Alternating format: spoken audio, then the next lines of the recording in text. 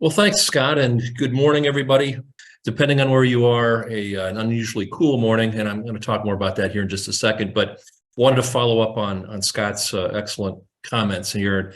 In general, there are some definitely links with our forecast. I think there's some confidence in that do have relevance for what Scott's just talked about in terms of what's coming. But we are, in general, while we do have some water coming here in the short term over the next 24 to 36 hours.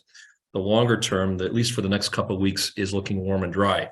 So some of the issues that Scott talked about, again, just moving right here to the take home, we're likely to remain drier than normal. So, and we don't see any heavy rain events that Scott talked about in terms of, so I think we can probably, for at least these early plantings that go in here over the next couple of weeks, looking at a drier the normal scenario and about some of the water management techniques that planting to moisture, that's going to be probably a significant issue here as the next couple of weeks move ahead. So want to start off though, sort of the late breaking where we are exactly right now. For some of the state right now, we've actually had freezing temperatures, at least frost across many areas. On the left-hand side, this is a little difficult to see. I apologize for the scale of this, but this morning, because of a Canadian origin air mass over the region, it's actually now just to our east, and very dry conditions, very low humidities. We've had surface temperatures drop down as low as the upper 20s in some locations. And in Michigan here, the area we're talking about that really is impacted by this, generally from the bridge southward and eastward across northeastern lower Michigan, and then especially into the thumb. That's where we've got right now the coldest temperatures, and the area here, it's again, because of the scale, a little difficult to see, but you can see this sort of lighter blue area here on the cursor. That's where we have near or slightly below freezing temperatures. I've added here the 5-minute temperature data and wind data from Lapeer.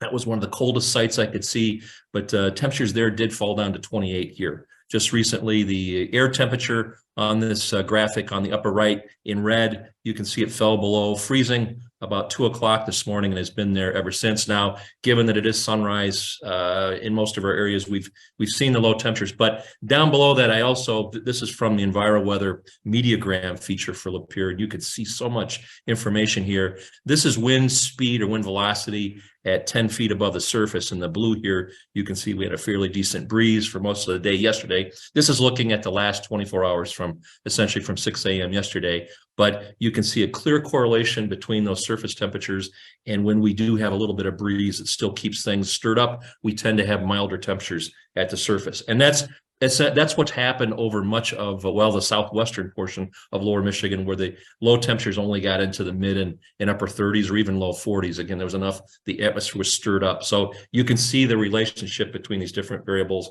as we go through these events. So I guess the bottom line is here, again, 28 is a hard freeze. For those who did have some of their summer annual crops up, going to probably need to look and see what takes place here, what happens as these crops, well, we go back above freezing, but they're likely, at least in some locations, low-lying locations especially, we probably had a little bit of burn back or some cold injury, at least potential there across eastern portions of the state. For the past week, though, in contrast to that, if we look at mean temperatures for the week, warmer than normal week, 3 to as much as 6 or 7 degrees Fahrenheit above normal. That's what we see here on the left. That was true for almost all of the upper Midwest, certainly the Great Lakes region. The bigger news, I think, though, besides the warmer temperatures, was that it was a very dry week for most of the state. Far southwestern part of the state was the winner in terms of the heaviest precip, but only about a ½ inch there. You can see on the right-hand side here, though there were large areas, the northern half of lower and parts of a lot of the thumb, no precip for the past week. And again, given the forecast, it's certainly a continuing theme here that you're going to hear. It's much better to have it this time of the year, of course, than it would be later on. But that is, the drier than normal conditions are certainly part of our weather story for the short term. Soil moisture declined, not surprisingly, with warmer and drier than normal conditions. And I guess all I'll say of this is the top 3 feet of the profile. It's especially true in the upper portions of the profile. The top foot or 2 feet of the profile have dried out, of course, more quickly. There's still moisture at depth, almost over all the state, but the topsoils have gotten dry. And on the right-hand side here, these are percentiles historically. You can see now that for certainly many areas in lower Michigan, we have fallen behind normal, below normal. And this is the top 3 feet. So that's a fairly significant and rapid change we've had just the last few weeks, given the drier than normal conditions. Right now, at least in terms of what the indices are saying, the central part of lower Michigan would appear to be the driest or relative driest that we have currently. In our forecast, I mentioned warm and dry. Well, between that, we've got some rain to talk about, and that's of course a really important factor for many of you. The weather map this morning. Here's the high pressure area that led to the very cool Canadian origin high pressure system that led to the unusually cool weather here this morning. That's out over New York. That's going to move off to the east, and you can see the next weather system to impact Michigan here, frontal boundary with an area of low pressure over Ontario. That's going to be moving in later today into western upper Michigan, but for most of the state, it'll be tomorrow during the day. And that essentially is our best and probably only chance for rainfall here during the upcoming week. The good news is I think it's going to be fairly widespread, fairly good coverage.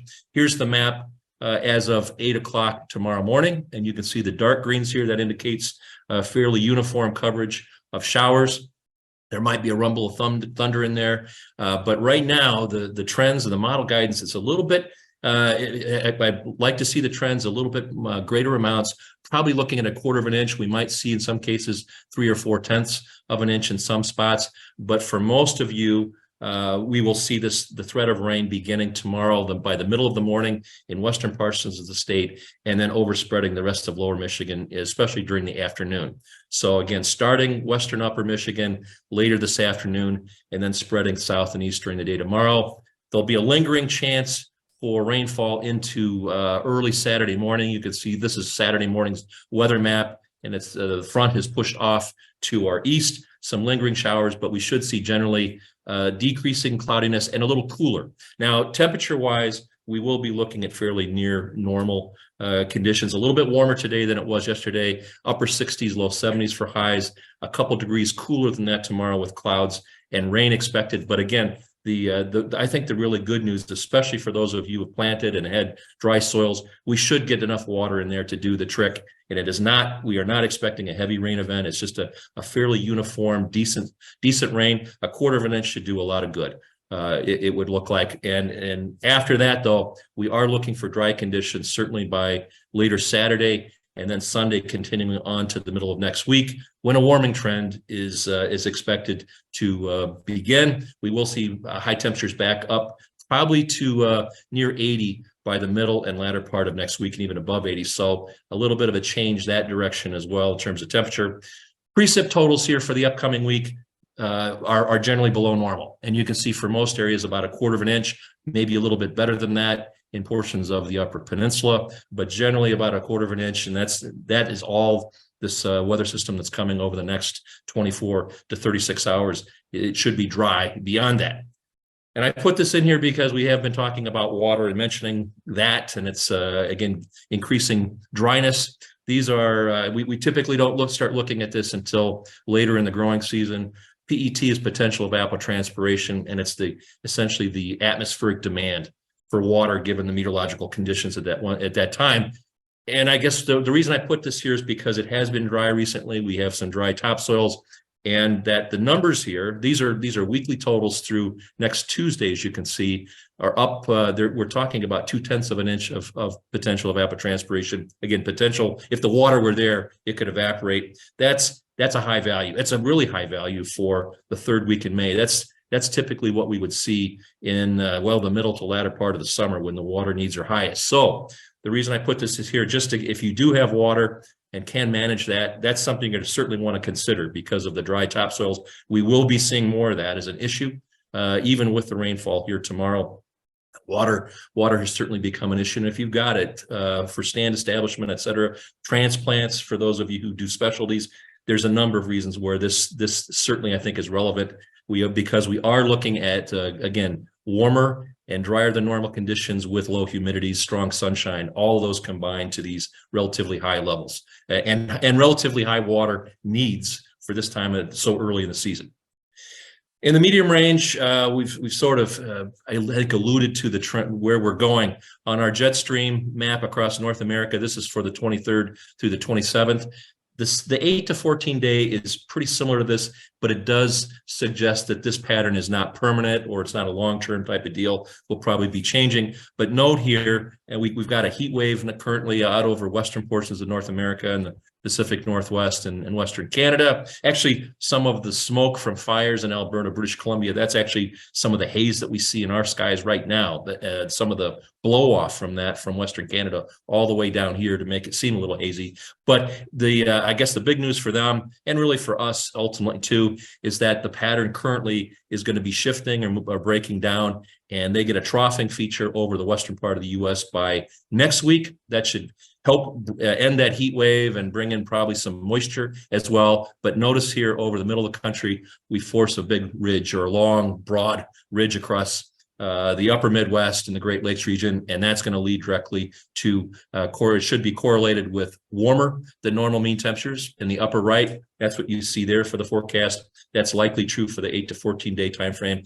And just as importantly, down below it, it also likely means drier than normal conditions will probably continue, at least for the next 1 or 2 weeks, probably into the beginning of June. We will have a new ensemble, a new collection of long lead outlooks here. It's actually issued here a little bit later today, this morning, but we'll talk about that next week and where we're headed there. But to start off, and probably positive news, at least in general, to get field work done, boy, we can't ask for much better conditions. There should be an awful lot of opportunities here over the next 1 to 2 weeks, given this weather scenario.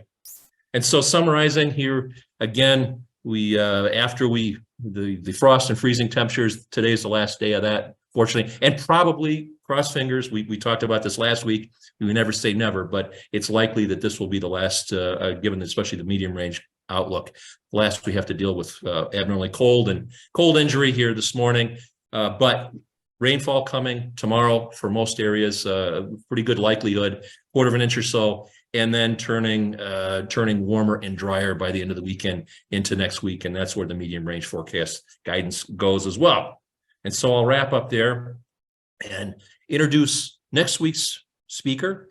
This will be on the 25th, our virtual breakfast. We've got Dr. Aaron Hill that will be with us, and Aaron's going to be talking about plant and pest diagnostics and knowing your problems. So hopefully you don't have any of those yet, but just in case, Aaron is the person to talk to. So don't miss that. That's next week.